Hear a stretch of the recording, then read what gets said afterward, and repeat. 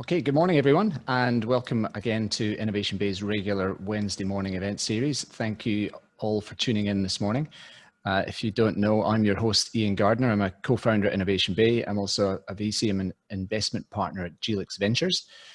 Also on the Innovation Bay team, we've got Faden Stow, my co-founder in Hobart, Shan Priest, our general manager, and Claire Tester is our event manager.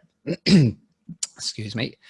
Now, we tried this last week and it worked pretty well. So we've been missing out, all of us, on the sort of coffee queue experience where you bump into someone that you don't know and you get to chat to them and change business cards, and there might be a customer, a supplier, a staff member, an investor, who knows. How could we fix that? So we have tried something last week and it worked. So we're going to do it again. In fact, we're going to talk about it this week rather than keep it under the covers. So it's on Discord. So if you want to join us, the link is there. So bit.ly/discordib, which is all uppercase. So come along and join us at 9 a.m. So don't do it now. We want you to watch the content first. So hopefully we'll see you afterwards. Some of the panelists I think are going to join us as well. So we get to meet them face to face, so to speak. A little bit about Innovation Bay. We are the longest running community for founders and investors across Australia. Our mission is to support founders on their journey from idea to IPO and beyond. We run events, we've got different programs, and produce quite a lot of content like this to enable people to connect, learn and grow. So we've been doing it a long time and we're delighted to have you here with us. We couldn't do any of this without some fabulous sponsors that we've got. So I do want to say a huge thank you to these people. So AWS, IAG, Farmark Ventures, KPMG's High Growth Ventures, and Macquarie Bank. They are terrific supporters of Innovation Bay and the whole ecosystem, and they do some amazing work. So check them out and use their services. Now, today we're going to be talking about the ecosystem, and we've got probably the best panel we could think of to do that. The pandemic has hit everyone pretty hard, and the consequences are going to be quite long lasting. So we want to talk about what that's going to do to the startup ecosystem. You know, the startup infrastructure, accelerators, different programs, incubators, investors. You know, what's going to be available for founders. What's the opportunity? How can we reset and move on and all recover from this? So that's really what we want to get into today. So let me stop my screen share and go and talk to the panel. Hello, panel. So we have, in no particular order, Sally Ann Williams. Sally Ann is the CEO of deep tech accelerator Cicada. I sometimes get that wrong. How do you say that, Sally Ann? I say cicada, you say cicada. So yeah. We're friends. I'll let you get away with it. I'm not sure what the Scottish pronunciation is, but cicada. Sally Ann spent 12 years working at an exec level at Google Australia. So you're one of the first employees here for Google. You led Google's efforts in entrepreneurship and startup engagement. You did a great job there. You helped found Startup Oz, which I'm sure we'll talk about. And you've been a board member, or you were a board member at Fishburners for... Still am. Still am? Ah, sorry, I didn't know that. Michael Betko, CEO of StartMate. StartMate is arguably Australia's most successful accelerator. It's been going, I think 2013 was the first cohort, so it's been going quite a long time. 2011. 2011. Yeah, we went into cohorts. I should know. I think. That was back when I had a little bit of cash then, so I invested in the first few cohorts, which has done very well, so thank you. Yeah, you've had over 100 companies come through StartMate now. So again, we'll talk more about that once we're into it. But before StartMate, you worked at two of Australia's largest startup marketplaces, MadPause and Expert 360, that I'm sure we've all heard of. And Phil, I think probably needs no introduction. Phil is now a partner at Main Sequence Ventures. Main Sequence is sort of CSIRO-backed fund, specializes in backing deep tech, science-driven founders. Which fantastic. So I'm sure we'll talk more about that. You're also a director of food agility. Before that, CEO of Australia's first tech startup incubator, Pollenizer. Again, I was an investor there, so that was yeah. And Phil, you've been super helpful with a lot of the stuff over the years with Innovation Bay. You've been a fantastic supporter. I think you helped create one of our first pitch platforms, if I remember. So thank you for that. We started around the same year. What year did Innovation Bay begin? 2003. Oh wow! So even you Yeah. were a pioneer. 2008. Yeah, well, we didn't know any different, so we just kind of had to get on with it. When there's no infrastructure there, you kind of have to start with something. Yeah, it's amazing. When you don't know what you don't know, you just have to do it. I mean, that's part of the whole startup landscape. So, yeah. All right, look, that's enough preamble for me. That was way too long. Sorry. Let's get into the chat. So, Sally Ann, I might start with you in this one. So, look, we've got a magic wand. You know, I'm sure you do have a magic wand somewhere up your sleeve, but you know, you can do what you want to the startup ecosystem. What are you thinking? What are you going to keep? What are you going to double down on? And what are you going to get rid of? So, why don't we start with you? Oh, I love it. Yeah, I may have a magic wand. So I think the things I'm going to keep is a dedication of committed founders who really are solving big problems in the world and chasing after very hard problems that impact society. If a solution is found, impact society really positively. I think that's one of the things that has been really noticeable in the pandemic, is that most of our deep tech companies in here are thriving because the problems that they're solving around health and food security, it's around the environment, and these problems haven't gone away. So I think I'd keep that. I think what I would want to see more of and want to see an increase in is probably alignment between entrepreneurs, so founders, funders, and business, in recognizing the problems that they're trying to solve and coming together as a community around those things, because I think you do need to see that all working together. It's not about creating silos or creating everyone going in the same direction, but there are natural synergies. So for example, Main Sequence Ventures is a natural fit and a natural synergy for us here at Cicada Innovations. And indeed, they've invested in a lot of the companies in this space. And, you know, we've just had another new company that they've invested in move into the building because we're trying to do the same thing, solving really big problems in the world through science and engineering solutions. So I think more of that, more sensible collaboration and understanding which piece of the puzzle that we're trying to solve, and not one person solving or one organization solving everything. It's about working together. And then what would I stop? I would stop short-termism, and I would stop short-term funding for something and expecting a result in 1 to 3 years. You don't get results in this game in 1 to 3 years. You get them in 15 years, in 20 years, in 40 years. And so we need to sort of really be sensible about our policy decisions. We need to be sensible about what we advocate for, and we need to have a really long-term view. And that's kind of a bit of a challenge when you're moving so fast and you're iterating, but in terms of policy levers, in terms of business sort of value proposition and those things, I would want people to have a long-term view in some of those decisions that we make. Phil, I might stick in the same theme with you. I mean, like, I seem to remember it was you, if I'm right, that had the t-shirt Flern. So you can maybe explain what that means and how you think that could apply to, you know, lessons for the ecosystem, because, you know, you've been through plenty of right and plenty of wrong areas, I think is fair to say. So yeah, tell us what you would do.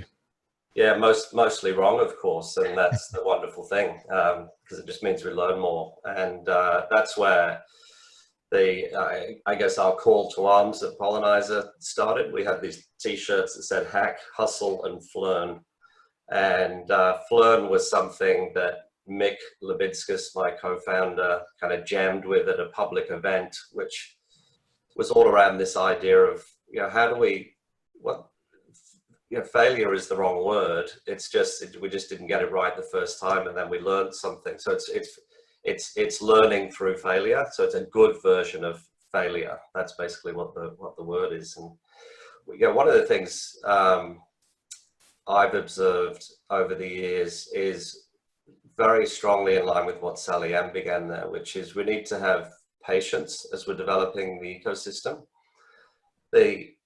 What we've seen time and time again is these short cycles, especially when big companies are supporting accelerators or government are supporting accelerators, and in general supporting startup activity. And they kind of look around in 2 or 3 years and say, well, where's the ROI? Where's the big company? Where's the return? And And it's not easy to see. I think those of us that are on the ground working with founders, working with startups, just see this incredible growth, this incredible blooming of talent and opportunity. And we see better companies happening faster, and we see companies solving harder problems. And that's happening because the whole community is leveling up at a phenomenal rate. And we do need that. We do need to have that patience. I think one of the things we need to do better as an ecosystem is actually help those people that are finding money for us and those people that are supporting us, to tell the stories that prove that it's working. And usually what we do is we stamp our feet and complain and say it's not good enough. I just sound like it's not working. I think it's working really well. Yeah. Actually, just before I move on to Michael, I might just ask you about Pollenizer. So 12 years ago, you kicked it off. It really was the first incubator. So if you were to do it again now, what would you do differently? Or how would you launch it now? Or would you? Yeah, well, I definitely wouldn't launch the same Pollenizer again. I think that's one important point, that as the whole ecosystem develops and evolves, it needs different things. And so one of the things we need to do together really, really effectively is observe what those changes are and what the next level of requirements are. So Pollenizer was a kind of general purpose level up program for founders to quickly figure out how to start a company, get some more resources, get some funding, and sort of fill in any gaps that they had. And that is what's not needed anymore. There is people come out of school now with those skills because there's just a brilliant infrastructure in place now in Australia. So the next version, if I was to do a Pollenizer again, it would be trying to give already talented founders access to things that are really hard to get otherwise. So access, deep integration to companies, access to factories, access to labs and things like that. How do we give you the things that you're otherwise going to spend 3 years kind of poking around trying to find? And how do we help our companies succeed more quickly? Yep. All right, Michael, let me ask you a sort of variation on this question. So in fact, it's a different question because I want to talk about accelerators, because I think you're pretty qualified for that. So StartMate is, as I said in the intro, arguably the most successful. It's survived when others haven't. So, I mean, if you think about the recent landscape, like Murudi is gone, Blue Chili's gone, H2 has stopped the accelerator. Techstars came 3 or 4 years ago and went, but is now back in, and Techstars was in Adelaide, but back now in Melbourne. Do you want to first of all touch on that? In fact, why don't we start with that rather than me ask a long waffly question? So, no, that's a great meaty question. I've got a really strong perspective here, so ask me anything as well, and the audience too. But I always describe this accelerators, or actually really anything in the world of, it's all driven by incentives. It all just kind of depends on where the money comes from and where it goes. And accelerators are very similar in that regard, where the typical model is you've got government-backed accelerators, you've got the corporate accelerators, you've got university accelerators, and then there's this fourth model of a venture capital-backed accelerator. And if you think about where money actually comes from, every single one of them has a different incentive alignment, where, and there's pros and cons to every single one of those models. But then you really just need to think for yourself as a founder, if I join one of those accelerators, what does the accelerator actually want, and what does the backer of that accelerator want for that as well? So that is kind of the reason why we see all different accelerators come and go. StartMate is really different in the whole world, actually. Like our model, I've actually never seen it anywhere else in any other country, anywhere else, where we're in none of those 4 models. We are completely different, where every single one of our mentors is a founder, an ex-founder, or an early stage employee of a startup who've actually gone through the startup journey. They've got the empathy for the founder. And every single one of our mentors, and that's a really unique piece in the world, invest their own personal money into the fund, which then invests across all of the startups. So the beauty of that is that every single one of those mentors is now incentivized and also just wants the startups to succeed and become big and awesome. So sorry, just to interrupt, like how much are we talking about? So what check size do you need to be a mentor? So we have a minimum check size of $10,000 all the way up to $250,000. That is there by design, where it's still a chunky amount of money, but it's not enough, as in it's not too much to prohibit most people from joining.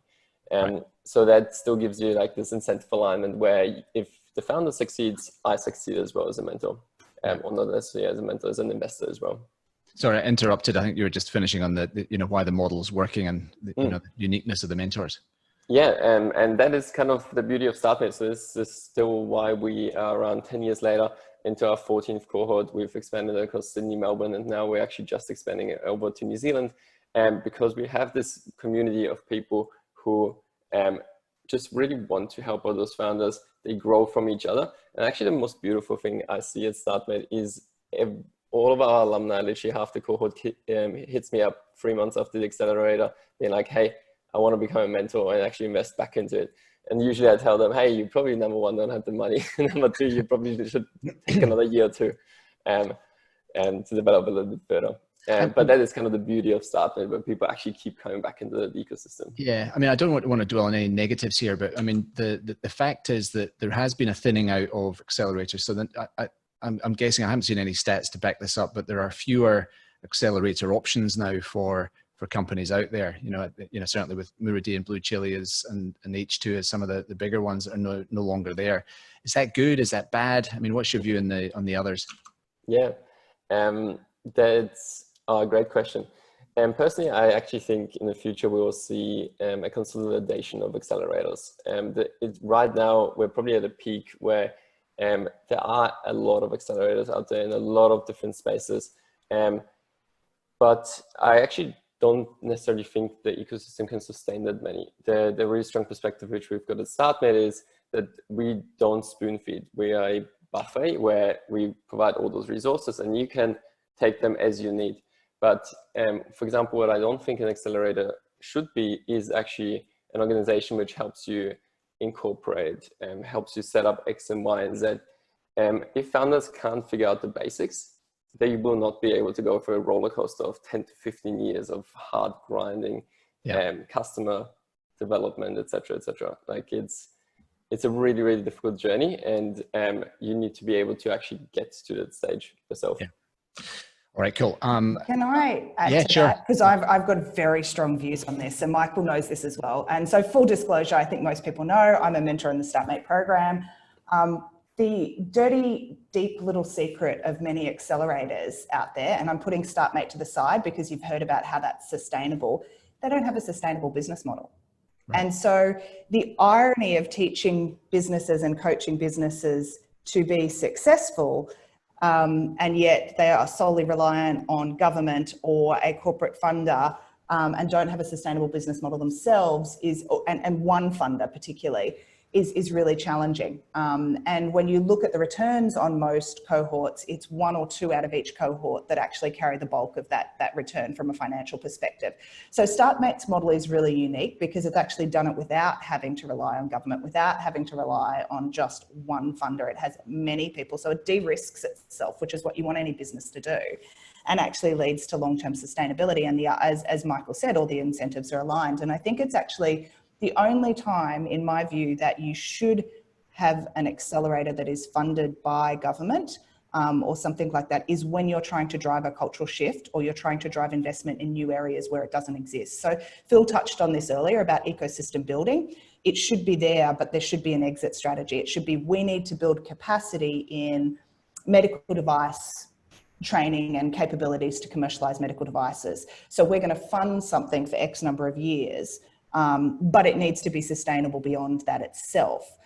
Because what you do see in the market, and we see this time and time again, and I'm sure, Phil and Michael and you would have seen this, people that accelerator hop, and they're accelerator hopping for cash. And it's not because they've actually got a great business idea, it's because they've run out of money. So they apply to the next accelerator and the next accelerator and the next accelerator.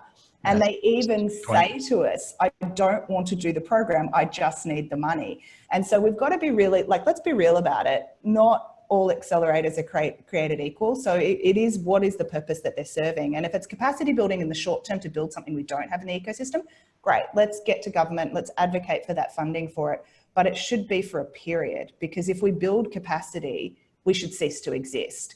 And, you know, the exception of that is the model that I love StartMate has, is there's a reason around it. People want the outcome and they're willing to put in their own money. So it's de-risked itself and created a business model that works, and it's phenomenal. Yeah. Most accelerators are business as usual now, right? I mean, there actually aren't fewer accelerators. There's more. A couple of the big ones have gone.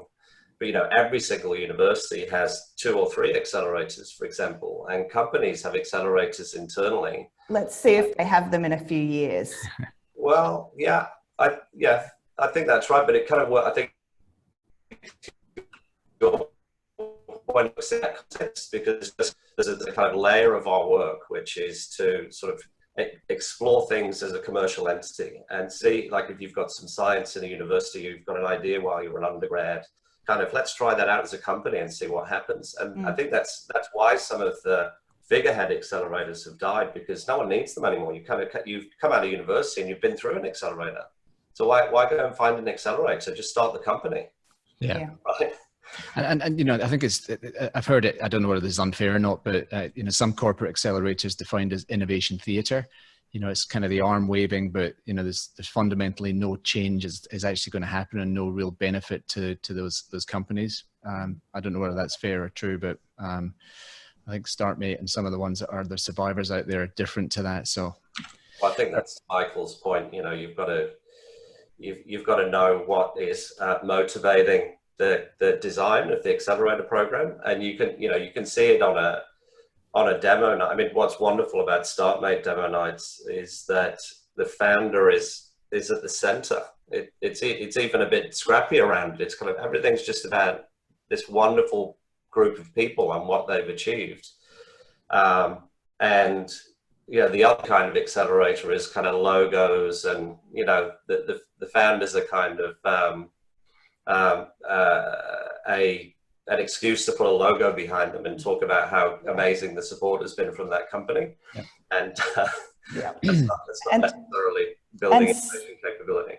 And StartMate founders get up on demo day and go, hi, I'd like to announce I've closed our $1 million round or our $5 million round. And you're like, excellent. And I think the best one was in Sydney 2 years ago, or maybe it was only 18 months ago, where I think 4 out of the cohort got up and announced they'd closed their round. Yes. And they'd literally done it the day before. So all of these people that were there to invest, it was like, sorry, too late. You need to get involved a little bit earlier if you really want to back this. Yeah, so there's some really good points in there. And like, we are 100% allergic to startup theater, where it is 100% about the founders for us. About it's this whole thing of partnerships, deal making, just getting up on stage. We don't care about any of that. That's, I guess, why Phil also said our demo days are a bit scrappy in a way, where it is 100% of the founder. And what I tell them all the time, it's 100% about just getting happy customers. It is not even about demo day. Like, I don't care about demo day where we get people up on stage. It is literally just a celebration of our founders, where they can get in front of family and friends and actually just celebrate how far they've gotten. But it's when I tell our founders, demo day is just a blip in your 10-year journey, and it's nothing else. Like, you 100% should always be focused on happy customers. Yeah, look, we spent a lot of time talking about accelerators, and I was going to move on, but there was quite a good question came in, which I'll throw to you, Michael. So it's from Elena Young, you know, and it's talking about the StartMate model working in our regional area. But I might just throw in a question around that as well, because the last cohort came through as a purely virtual batch.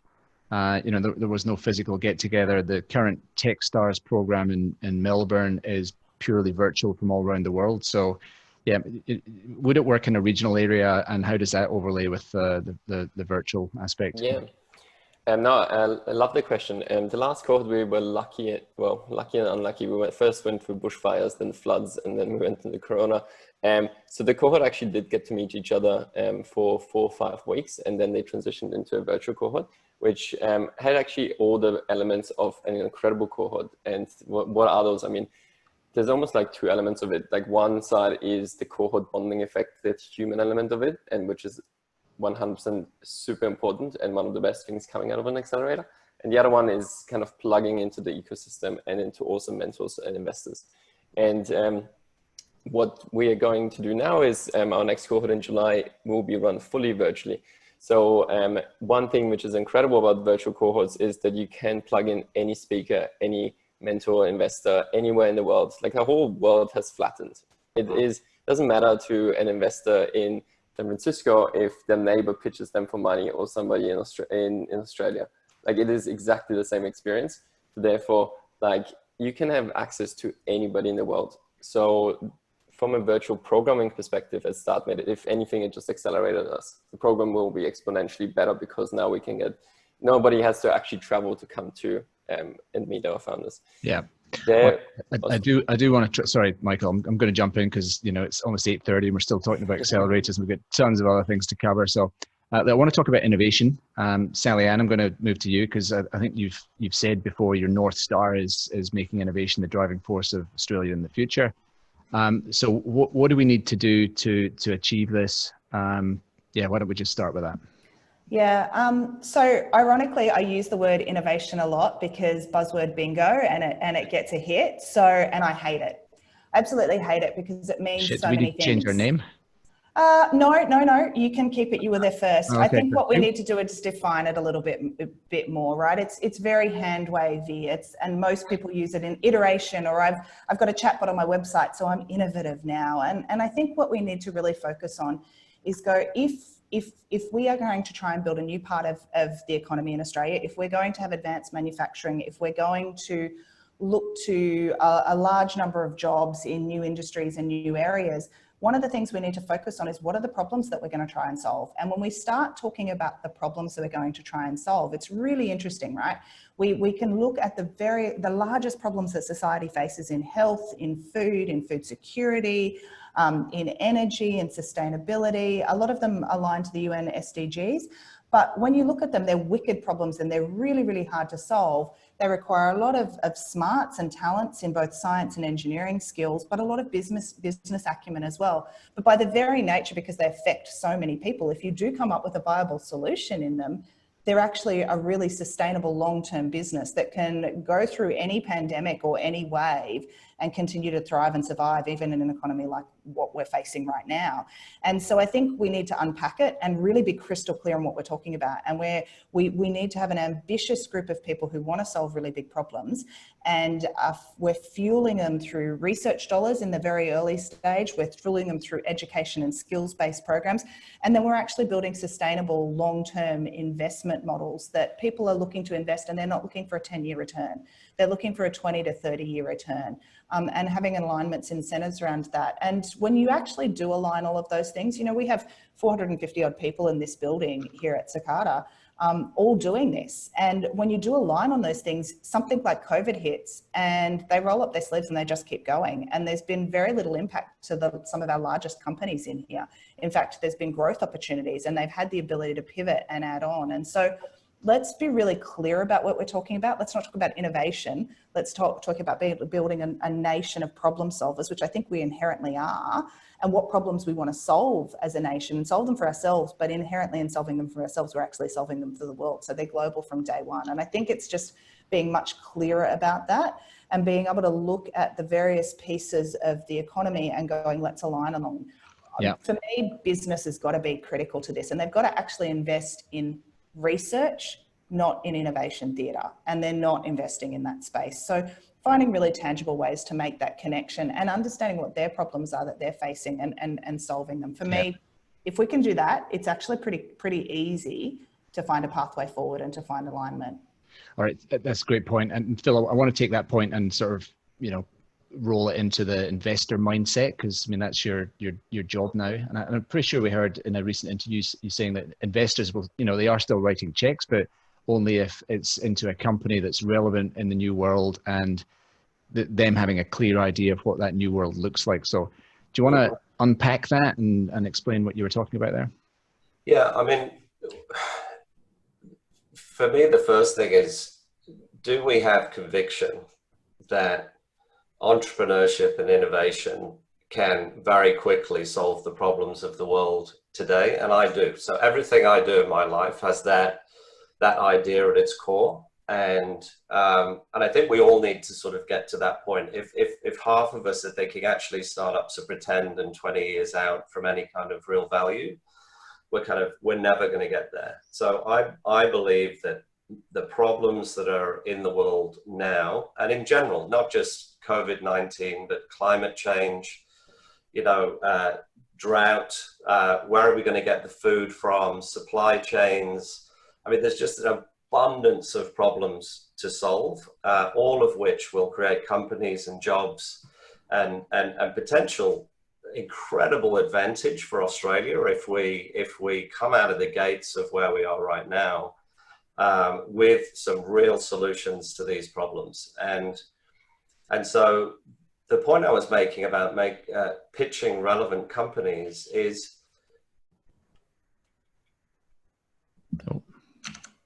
not to pick all companies that's just all going to be fine, like my company is immune to this world. It's either say, here's how I've adapted my company so that it can operate better virtually, for example.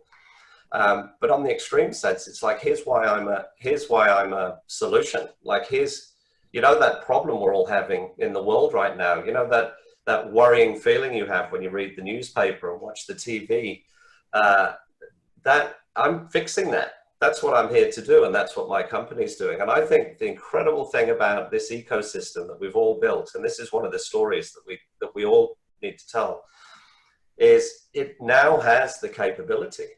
It's got the firepower, it's got the infrastructure. We know how to connect with each other. We know how to work as a crowd.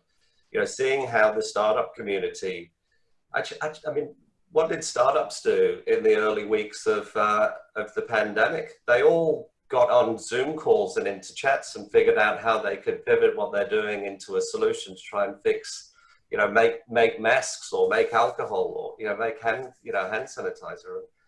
And alcohol, I think, was probably the other answer. There was a whole group that Mike Nichols, another partner in our fund, they all got together and figured out how to make ventilators over the weekend. And they actually had a design for it and they were ready to do it. They just, that is from an ecosystem. That capability has been built step by step over the last 20 years in this country. And it's an incredible resource that we need to deploy now, I think. Yeah, and there's some good questions coming in. In fact, tons of questions coming in from the audience. So thank you, everyone. Brian Williams, and I'll read the question. Why is engaging in community or the ecosystem, I guess, important to helping startups grow? And I think, Phil, you touched on that there. So who else wants to take that? Maybe Michael, why don't I ask you that one, and then, maybe a quick answer from Sally Ann. What ecosystem, why? I love that question. As in, it was actually my answer to the first question as well, which is, if I had a magic wand, would I double down on and accelerator? And it's one of those things where once you're in the startup ecosystem, you take a little bit of as granted.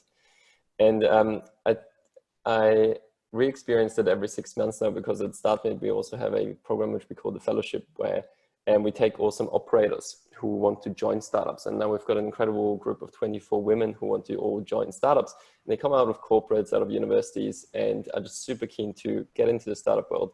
And long story short, the thing which they tell me is absolutely incredible at the startup ecosystem is that everybody just wants to help each other, pay it forward, has 30 minutes for a coffee chat, and is just genuinely excited to help out.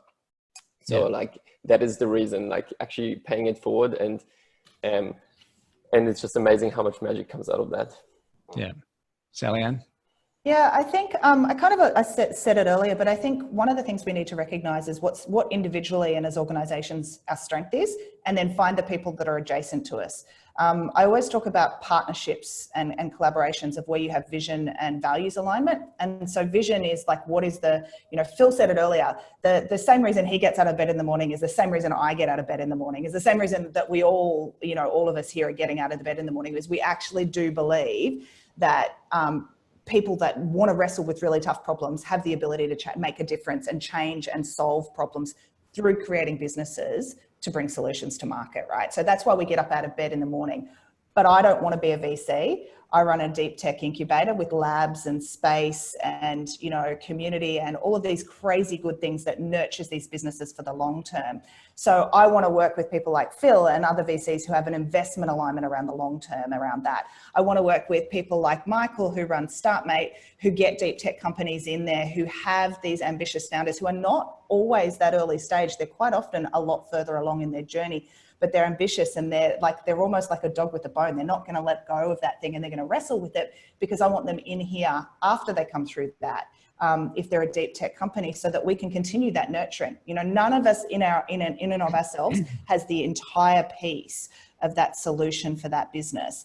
And that's where an ecosystem play is really important. And we need to break down silos and we need to stop being competitive. There's a tendency in Australia to be, I need this in my state and I'm not going to play with you and I'm not going to share with you and I'm not going to do this. And I think we're not big enough as a country. Our landmass is big enough. Our physical population size is not big enough to do that. We need to actually pass on the goods and the goodwill to each other. So if I get somebody to come to me who's not a great fit for me, I will help them try and find a home. I will put them on to somebody else. If they come to, you know, and likewise, we all do that. All four of us on this call have interacted in that way where we've had somebody gone, look, I can't really help them. Can you help them? Or can you point them in the right direction? And to me, that's what it needs to be. And it needs to be about trust. It needs to be about vision and values alignment. And we need to understand what it is we excel at and then build a group and a community of people alongside of us who have those, you know, those skills and those other things that the companies that we're supporting and nurturing need. And when you can do that and you have the values alignment of how you work together and you see that success is only made by we, not me, when you really kind of take and embrace that, I think that value changes how you operate. You don't become exclusive and secure, you know, and trying to protect your own patch. You kind of go, you know what, it'd be really great if I don't have to exist in 20 years from now, because the ecosystem has evolved so much that we don't have to do this work anymore. Yeah. And I might, I mean, these are all great points, and I'm going to use moderator privilege to sort of answer this question as well, because, you know, I mean, Innovation Bay has been in the ecosystem and part of it for a long time, and you know, why do we do it? I mean, there's part of the principle, a rising tide lifts all boats, you know, so if everything gets better and the overall knowledge base gets better, it's a non-competitive, collaborative way to just get everyone's capability up to the next level.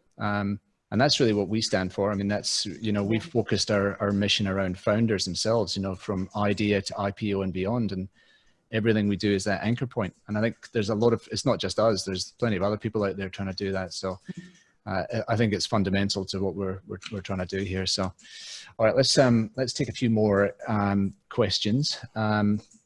Here's one from Dan Fitzgerald for Michael. What learning can we draw from more developed ecosystems in other regions? You know, so I don't know whether he's thinking, you know, Y Combinator or some of the stuff going on in Israel, but what learnings are we taking from there? Yeah, love that. I guess one of the learnings which is incredible when we go over to San Francisco every 6 months is what we've done now in Australia is connected the ecosystem where founders know each other and they have a place to go and collaborate. I think what other ecosystems still are better at is the collaboration on the lower levels, where, for example, CTOs, CMOs, CPOs, they actually know each other. And so just the story here is, for example, one of the mentors who we go over in San Francisco is the head of engineering at Zendesk. And when he talks about when something goes wrong at Zendesk, he just posts it on Twitter or hits up a bunch of friends and they literally walk over to him and they're all CTOs and help him out on exactly that problem. And I actually wish there was a little bit more of that in Australia as well. So what I started recently is actually a operations newsletter, which has been really interesting because like there is no place for operations people to go. And now all those operations people are hitting me up for a place to actually collaborate and come together, which is awesome. And I loved it, but I actually wish there was actually those pockets of operations people, marketing people, product people who all collaborate. And I think that's something that we can still learn from other ecosystems.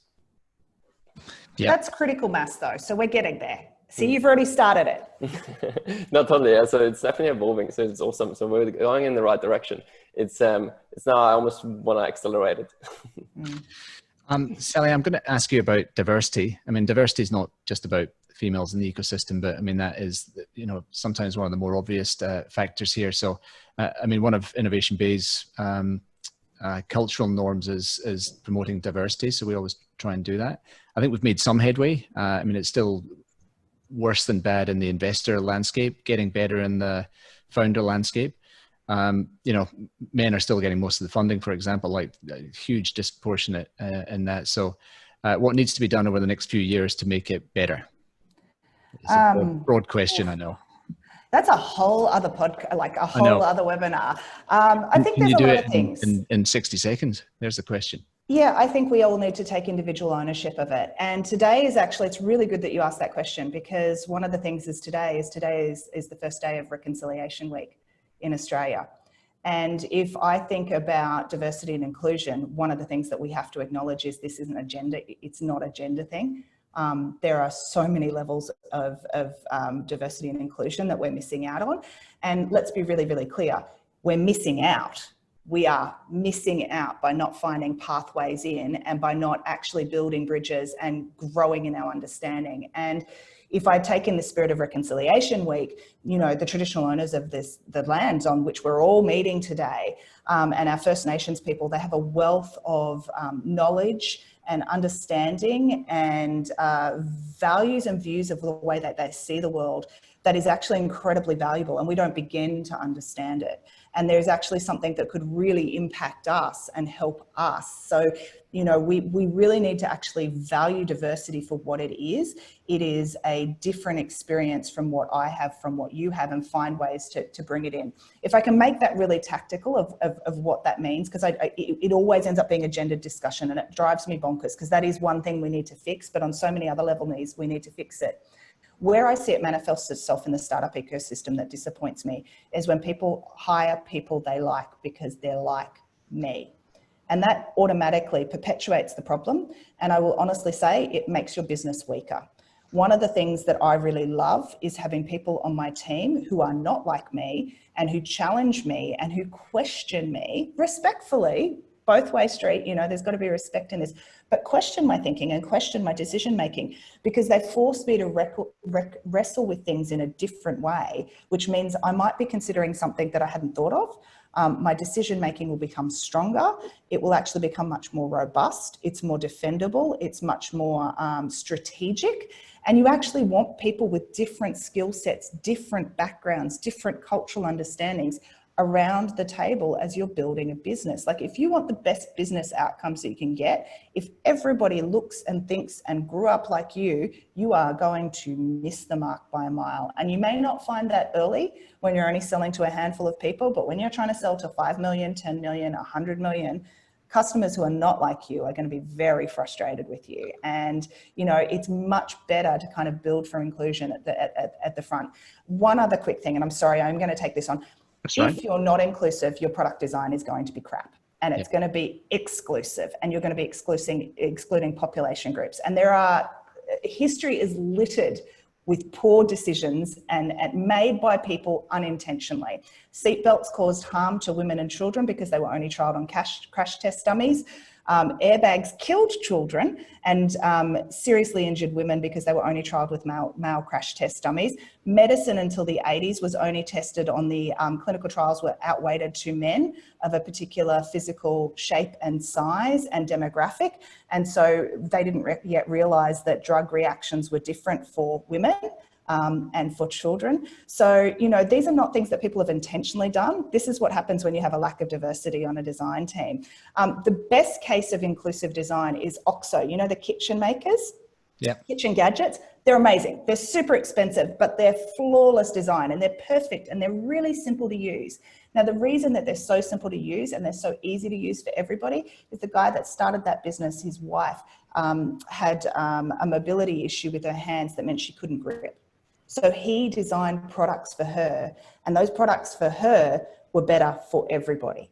So that's, for me, like when we're talking about diversity and inclusion, Let's make it really practical and let's broaden the conversation and let's kind of point to the outcomes that we want. I buy OXO kitchen designs because they're better than anything else in the market because they've been made for a broader group of people. All right, that was fantastic. The chat room's lit up. They all love it. I think S. Babar said, Sally Ann, that is the most sensible way anyone has articulated diversity ever, period. So that was nice. Michael, I'm going to stick in this for a little bit. So I'm going to ask you, Michael. So, I mean, StartMate has strategies in place to address this. Do you want to talk about them? Yeah, absolutely. So for us, it 100% a massive focus, and as Sally Ann said, there's like so many versions of diversity, but you just kind of need to get started somewhere. That's the other thing as well.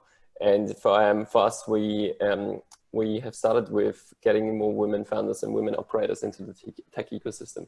So what we do now is we've got a quarterly breakfast club for women and investors, founders, mentors who all come together, share stories, share breakfast, and just help each other out.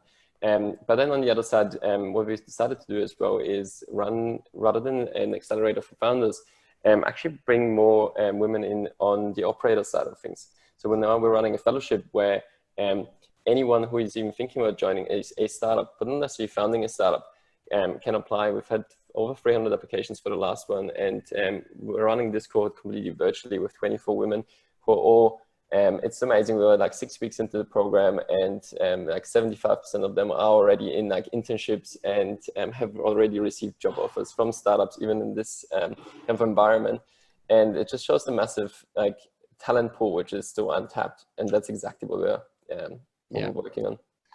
All right, look, we're getting towards the end, so I want to make sure we try and get through a few more. So Phil, I'm going to jump to you because you're possibly the most experienced in this group. You know, you've been around the longest and been through a few more. So like, we chatted to Malcolm Turnbull a few weeks ago now, and we talked about the government, you know, perceived government's lack of support or interest in the startup ecosystem, certainly since he's gone. And he suggested that startups need a louder, better collective voice to lobby government. Any thoughts on that? And I mean, there's a linked question to that. I want to try and call out people that have asked this question. So Richard Berry, how are you bridging the innovation gap with politicians who are scared around the idea of innovation? So yeah, I guess the question is broadly around government and lobbying. Yeah, I mean, this is quite interesting for me because I'm sort of in the world of government a little bit these days, so I get to sort of see some of how this rolls. But I think the main way that we can help the government, as I mentioned earlier, is to help them tell the stories that show it was really worth backing us, right? And so my observation is that so much of the engagement sounds, if you just listen, if you just tune into what startups are saying to government, they're saying, you're a failure, you're rubbish, that didn't work, what a catastrophe. And in fact, you know, a lot of things have worked, and we need to talk about that as well as the things that aren't working. And if you look at the innovation and science agenda that Malcolm Turnbull launched, and then was very effectively weaponized by the opposition, we kind of allowed that to happen. That the word, to Sally's point, the word innovation became synonymous with job loss, automation, that kind of thing, rather than with opportunity, industry building, and lots of great things came out of that, right? You know, the R&D tax credits, the On Accelerator program, our fund even started, you know, out of that, and you know, a small amount of government funding was put in, which caused an even larger amount of private money to come in, which caused a whole bunch of companies to be founded, which caused a whole bunch of other investors to invest in Australian companies, which caused jobs to happen. So there's this kind of wave that happens from these things that works really well. You know, another point I think it's important to make is I think the engagement has changed in recent years, and there's been an absolutely fantastic proactive reach out from Karen Andrews' office, for example. And you know, we've all found ourselves on calls, we've all had genuine curiosity about what's working and what's not working. We've all put our ideas forward, and they're being responded to. So, you know, I think, you know, we need to keep those channels open, show that we're listening, and learn together with government to do a better job as a whole country. And so I think there's some good things happening. And you know, and I think, you know, Startup House has been brilliant. Yeah. So I was going to ask about Startup House. So I think, Phil, you were part of that original group, and Sally Ann, you were definitely part of it. I think your signature's all over the Crossroads reports and whatnot. So, I mean, maybe Sally Ann, is Startup House the right lobby group that we've got, and how can we make it more effective? Look, I think with lobby groups, you need to think about what you're trying to achieve, and you need to have multiple streams around different issues. So I think Startup Oz has done an amazing job in raising the profile of the tech sector, particularly on the software side, and kind of making some really good, sensible sort of discussions and policy proposals around that. When I think about the deep sector, there are other groups that are probably a little bit more, you know, aligned to some of the challenges that we're facing. So in the deep tech sector, you've got years and years of research funding before you get a spin out from it. So Science and Technology Australia are a really great group that we work with. But for me, it's about coming together. Again, this is a bit of an ecosystem play. It's like, how do we actually align and say the same things? And I would agree with Phil. I think one of the things that as an ecosystem that we need to do, and everybody in startup land needs to do, I think, is stop for a moment and try and elevate themselves outside of the situation and get some perspective and say, if I was from government, or if I was from business, or if I was from, how would I view this conversation that's going on? And when you look at it through that lens, when you put on that lens and look at it, it's actually not great how we as a collective, Startup Oz aside, I think they really do understand the nuance of working with government and to try and do it.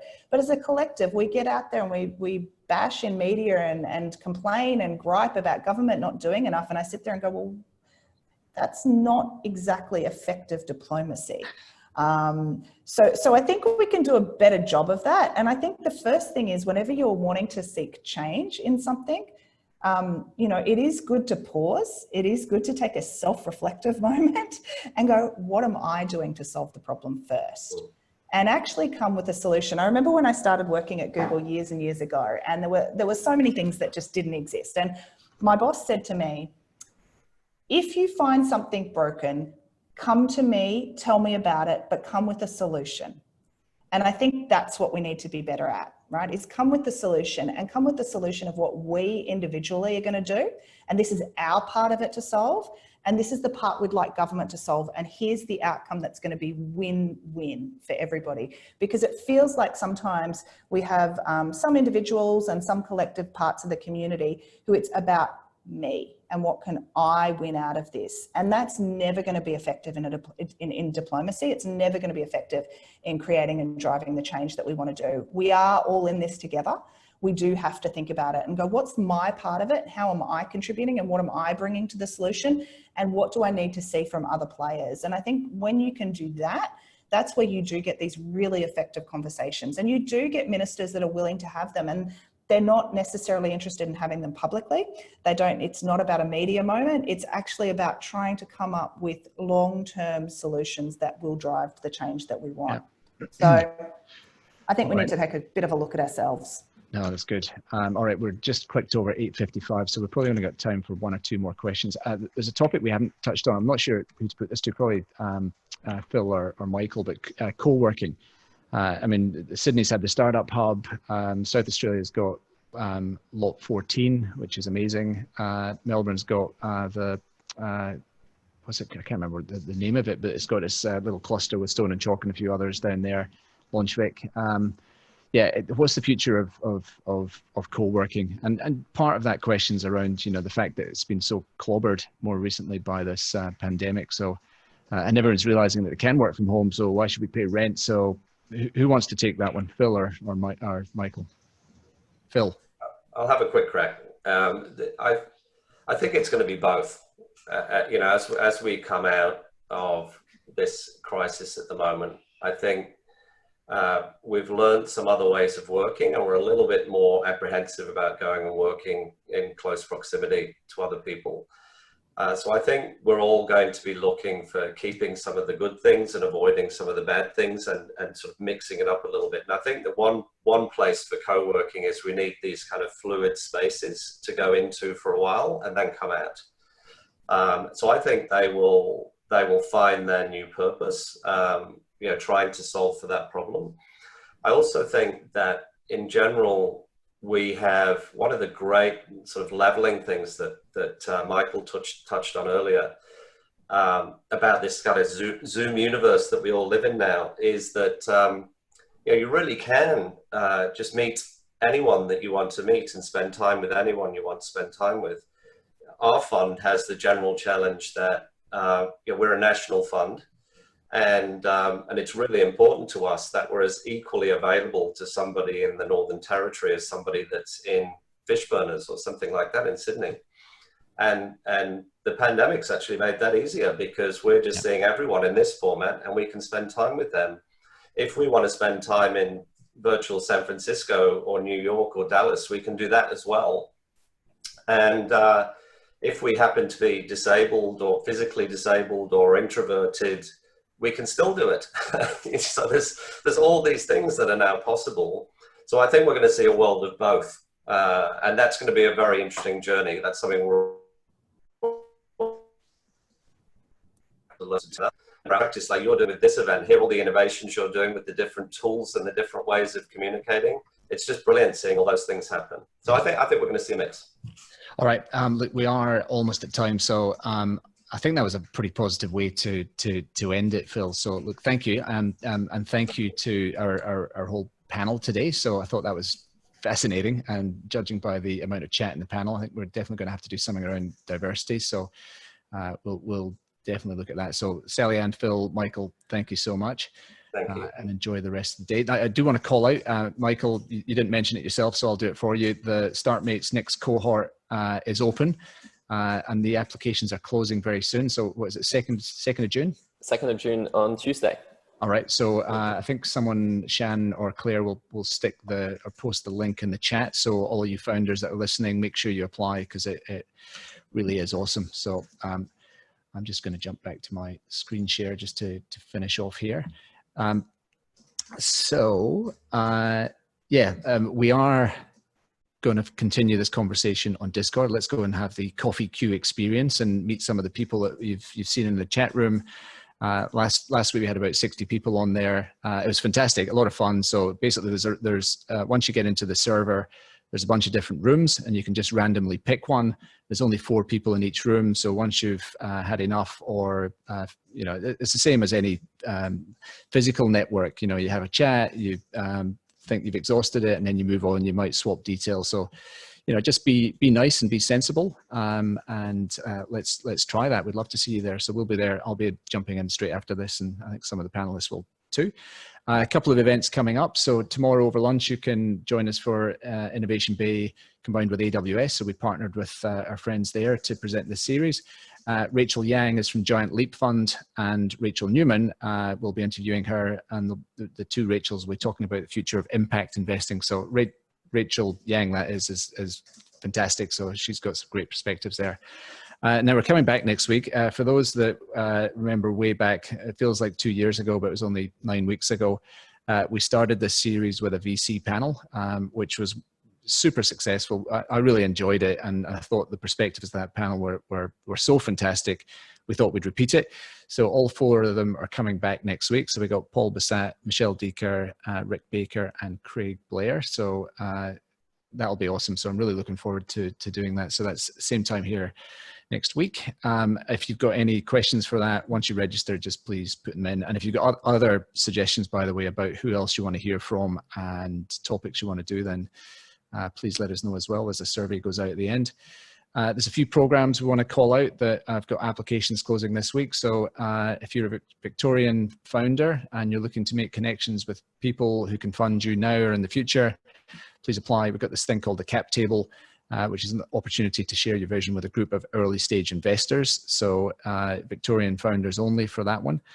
Accelerate 2020 from X15. So if you're a fintech founder and you're focused on helping small and medium businesses come out of COVID-19, that's their focus for this. So please apply. It's a really good program from some really good people. Yeah, if you're successful, you're going to be put through a masterclass and there's a bunch of mentoring. And then at the end of it, you are offered the chance to present for investment from the X15 team. So it's well worth having a look at. And then renewable energy, there's a focus event coming up. So that's in there too. So if you're a renewable energy startup or you know anyone that is, push them towards that because that will be terrific. So I think that is it. Well, I forget almost the most important thing. I do want to thank our sponsors because we couldn't do this without them. So thank you to them, Macquarie, KPMG, AWS, and Farmark Ventures. So that is it. Let me stop the share so we can all wave goodbye. But yeah, thank you all for coming, and we'll see you next week.